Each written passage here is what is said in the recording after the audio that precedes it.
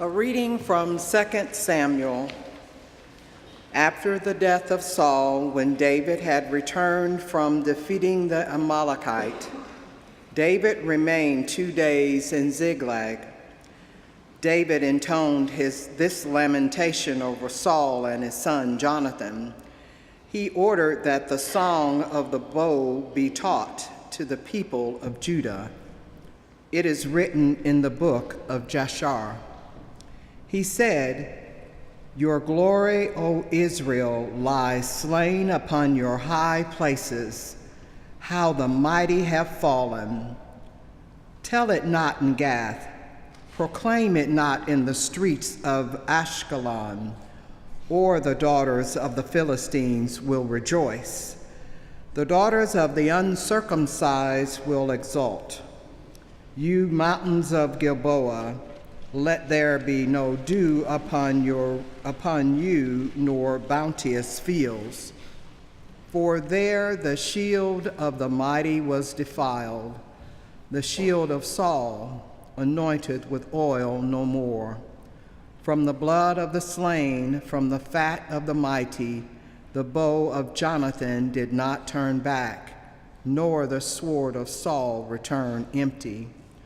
Saul and Jonathan, beloved and lovely, in the life and death they were not divided.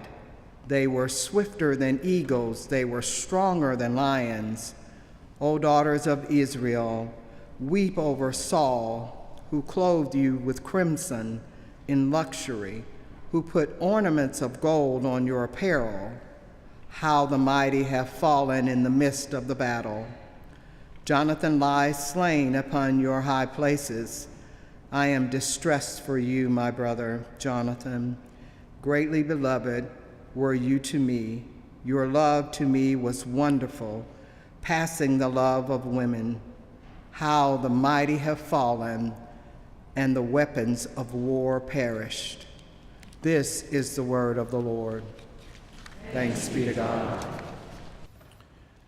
I think my heart almost burst this week. Anyone else? Some of you have dealt with your anger and anguish by getting involved, protesting, letter writing, posting on social media. Women of Wilshire, you've been representing, I've seen you, right? Some male allies too, way to go. Proud of you. Some of you are budding activists and advocates. And you come to church on Sunday expecting the preacher to help you a little more. Others of you feel just as deeply, but you come to church on Sunday hoping for a break. Want to hear a word of gospel hope that doesn't always feel political. I get it. Really. Both ways. Which is why this is about the third rendition of this sermon I prepared for you today. As for me personally, this week I've wanted to sound off like an Old Testament prophet at anybody who disagrees with how I feel about what's going on in the country. I want to believe the dream is not dead of a world where every child is safely with her parents, where every refugee family has a country to welcome them, where every Latino has hope to share fully in the American dream, where every African-American young man can trust a police officer to have his best interest at heart, where every journalist can feel safe in reporting the truth without being called an enemy of the people or being shot to death in the newsroom, where every restaurant owner will serve everyone who comes into her shop without political discrimination. Yeah, that too. Where every church would remember that we worship God and not the flag.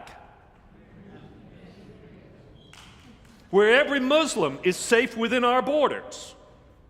Where every woman is trusted to make decisions about her own body.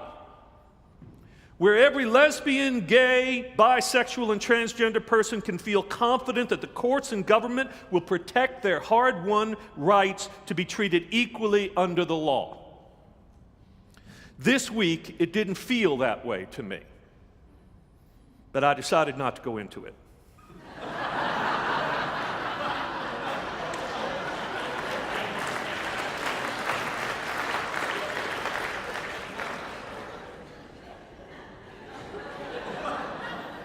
See what I did there?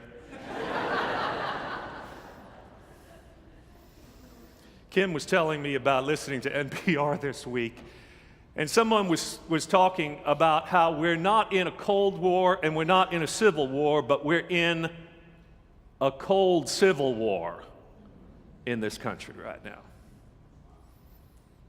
We're supposed to celebrate Independence Day on Wednesday, and we're supposed to attend parades and wave flags that signal our unity as a nation. But I'm not sure what side of the street I'm supposed to stand on. We seem more divided than ever, and too few of us want to try to understand anybody else's point of view. And sometimes that includes me. I think my views about the gospel and the country are inclusive enough for everyone. Everyone, that is, who doesn't exclude themselves because they don't get their way, right? But because my understanding of the gospel is as it is, I'm impatient with people who don't seem to get that God's got the whole world in his hands. The whole world. Laurice, right? I'm impatient with people who look like me, who think that everybody ought always to defer to them, or that we should be able to make the rules for everybody else. The answer, though, can't be to treat incivility with more incivility. Civility is the answer, but that's got to be more than just deciding not to tweet mean things or post articles of criticism about other people toward those who hurt the people we care about. There have to be some positive things as alternatives for people of faith. And this little-known text today about David's reaction to the death of Saul points to some. Last Sunday, we talked about the story of David and Goliath. And right after David kills Goliath, Saul goes mad. I mean, it just descends. For the rest of 1 Samuel, he just becomes more paranoid because, the people love David. Saul even knows that his own son loves David with a love so great it has made commentators wonder all through the years about the nature of their friendship. The prophet Samuel has anointed David to be the next king of Israel while Saul is still alive. How'd that feel? Saul knows somehow that God therefore has given up on him as a king and that his posterity will not inherit the throne like every other nation's kings. I tell you, it must have driven him mad.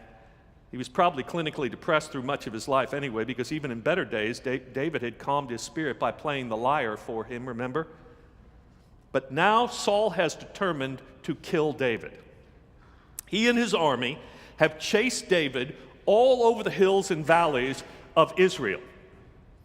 David was even a refugee for a time among, get this, the Philistines of all people, because he wasn't safe in his own homeland. A little bit of irony there, don't you think? Maybe relevant for today? Once, David was hiding in a cave from Saul chasing after him when Saul had some business to do. And he went into the cave, and,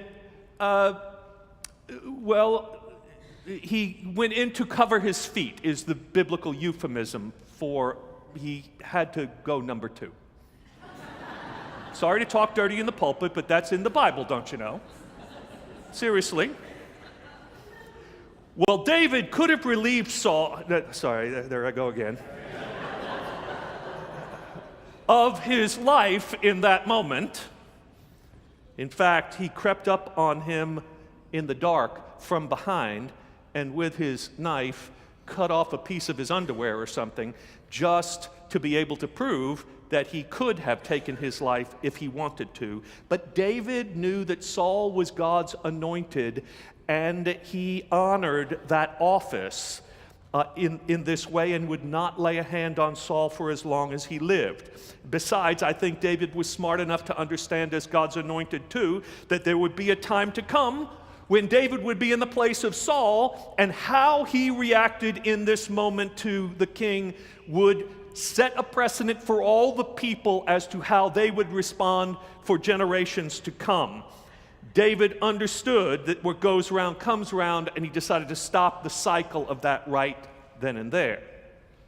The report comes to David then of Saul and Jonathan's deaths on the battlefield against who else? The Philistines. You might expect David to be relieved. You might expect him to have a moment of schadenfreude, right? The joy at the misfortune of someone else. You might have expected him to tell the people that it's now time to make Israel great again, and he's just the one to do it because the long nightmare of Saul's reign is finally over. And that's not what he does. He laments. He tears his garments. He cries out in grief, and he tells the people to join him, and he writes a poem of lament unlike anything that appears in his Psalms. Oh, how the mighty have fallen, he cries out without even a hint of sarcasm. I don't know how he did it. He praises Saul and calls on the people to treat his memory with honor. Now, David might have used this moment as a teaching opportunity to declare that the bigger they are, the harder they fall, right? That pride goes before the fall, and that karma is an unmarried female dog. He could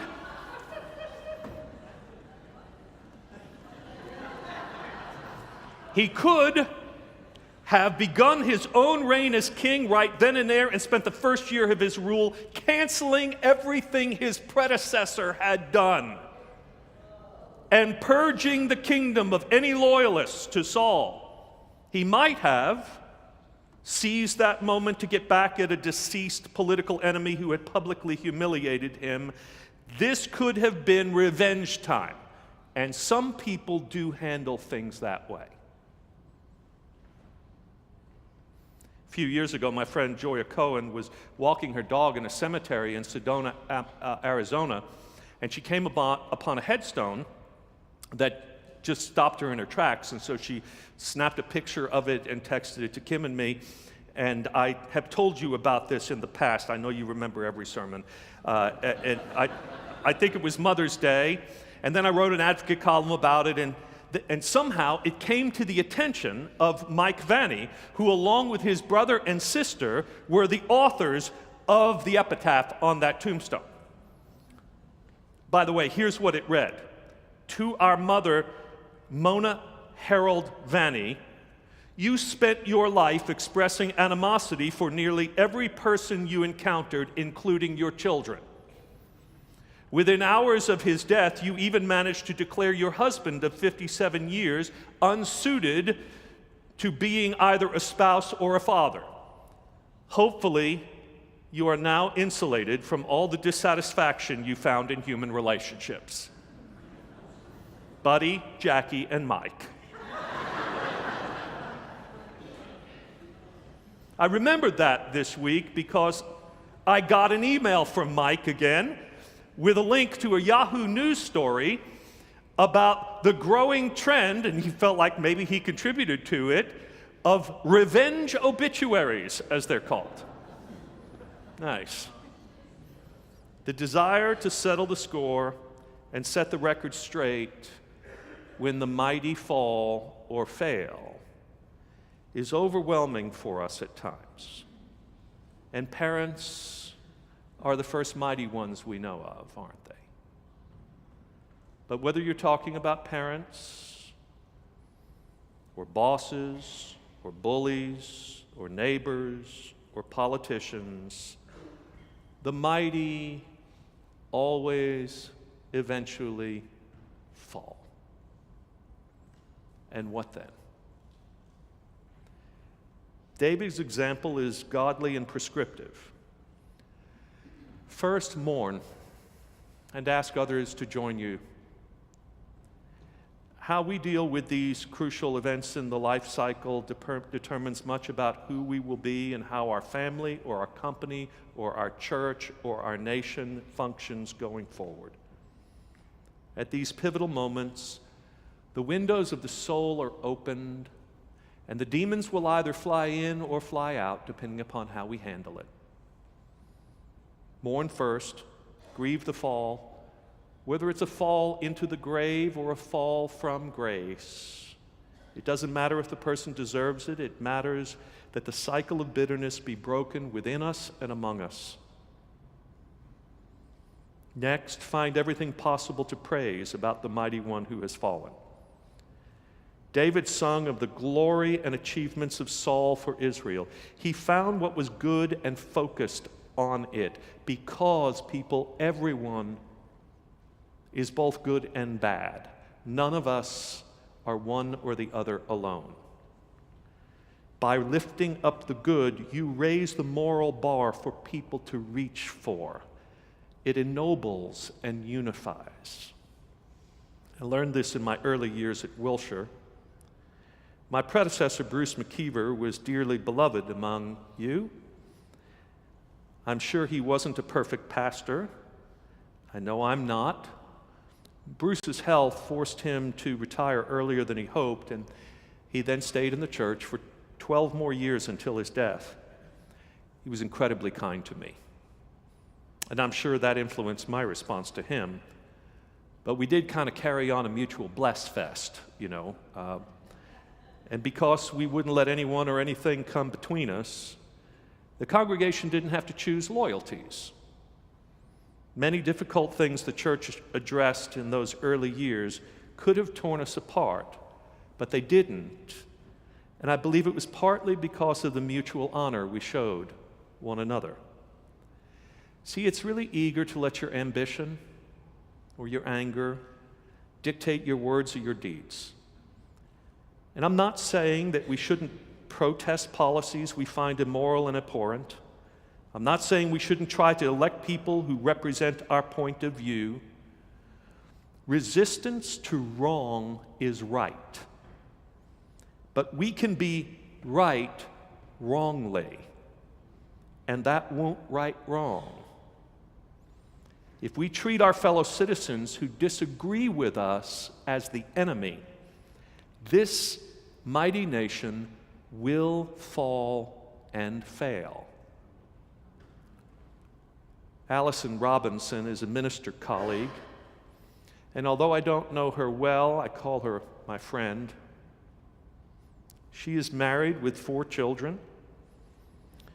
When she graduated from West Point and then married Danielle and then graduated from Truett Seminary, she was Daniel Robinson. Like all transgender persons, Allison's anatomy, chromosomes, and brain gender, and yes, that's a thing, didn't all line up the way they do in 99% of the population. And so she struggled for so much of her life about who she was, considering suicide, and finally made the courageous decision that saved her life to become the woman she felt she was supposed to be. And she remains happily married. The Sunday after the Supreme Court's marriage equality decision came down on June 26, 2015, it just so happened she had been invited by her friend and former pastor, Amy Butler, to preach at the Riverside Church in New York City. Providential? Couldn't wait to hear what she would say. She surprised me nonetheless. She believed, she said that morning, that the culture war was over and her side had won. She talked about how she had been an able warrior for LGBTQ rights and that she had prayed and protested and advocated for what seemed hopeless for so long. But in this moment of victory, she said, rather than unmitigated joy, she felt a burden for those who had felt defeated. Because she said she knew what it was like to be on the other side, to only be able to whisper your opinions in private, to feel that people were against you. And she determined that for her, it was time to lay the weapons of war down and try something else, to reach out with compassion and to listen and to heal the wounds and not celebrate another's defeat. We live in a time now when, thank God, a voice like Allison's can and should be finally heard. She was wrong about the culture war being over, by the way. That was premature. But I don't think she was wrong about how we should treat those who have done us or our loved ones harm. I don't know anyone more qualified than she to teach us how to move forward in these days, unless it's David or Jesus, who cried from the cross, "Father, forgive them, for they know not what they do." Sometimes being a Christian is just hard, isn't it? Amen.